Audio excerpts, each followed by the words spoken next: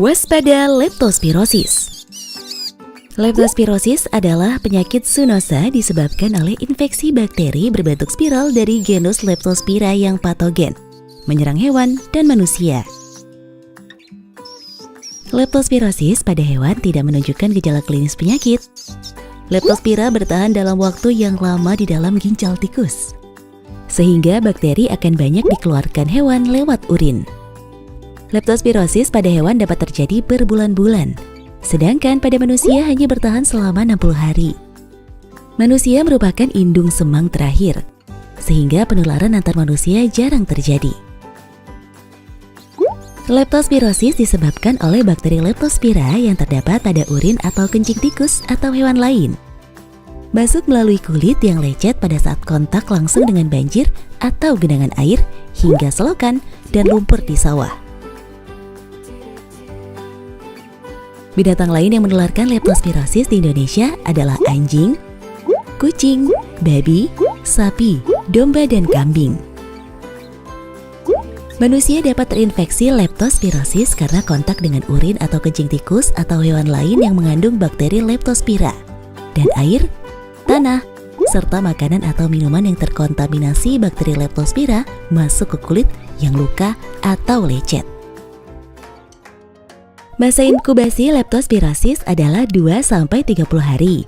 Biasanya rata-rata 7-10 hari.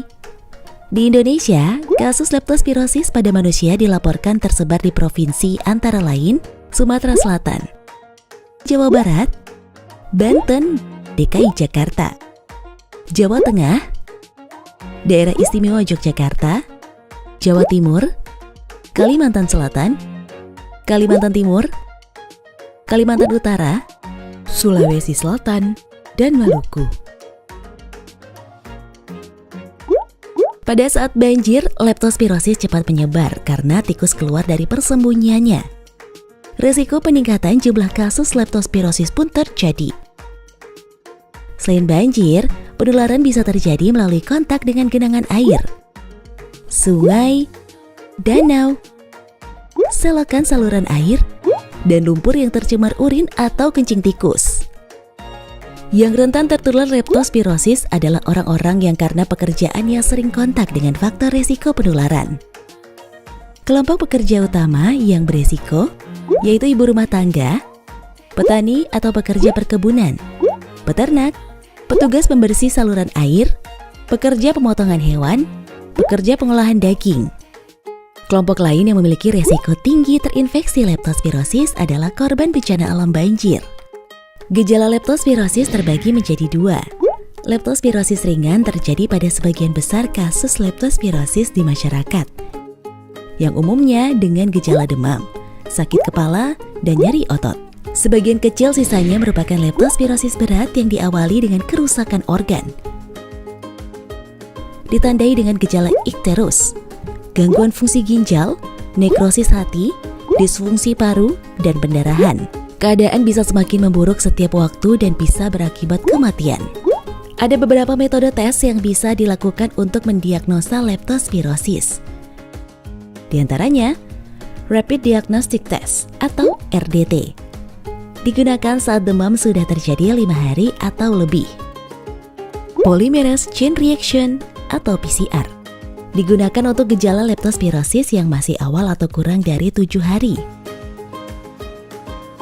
Microscopic Agglutination Test atau MAT merupakan gold standard dari pemeriksaan leptospirosis yang bertujuan mengetahui jenis serovar dari Leptospira yang menginfeksi. Orang yang hasil pemeriksaannya positif, maka diberikan pengobatan.